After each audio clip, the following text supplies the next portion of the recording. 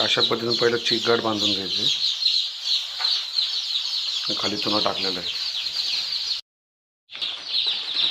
अशा पद्धतीने तून वापरून झाल्यानंतर अशा पद्धतीने पेपर टाकायचे.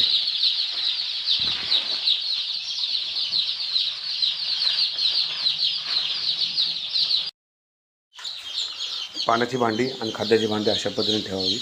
आणि स्टँड जे आहे, स्टँड आपण जे बोलतो पाण्याच्या भांड्याच्या खाली जे स्टँड ठेवलेलं तुम्हाला दिसत असेल, ते स्टँड आहे ना, ते अशा पद्धतीने ठेवायचं. त्या दोन बाजू असतात, एक अशी बाजू असते मोठी आणि एक बारकी. आता आपले पिल्लं लहान आहेत त्यामुळे लहान साईज ठेवायची. आणि आता आली पिल्लं सोडण्याची वेळ ब्रूडिंग सिस्टममध्ये. बघा कशा पद्धतीने तुम्हाला दाखवलं होतं. अशा पद्धतीने व्यवस्थितरित्या पिल्ले त्यामध्ये सोडायची. ते तुम्हाला हा जो धाप आणि अशा पद्धतीने ठेवलेला आहे वर, त्या वातावरणाच्या नुसार वर खाली करायचा असतो.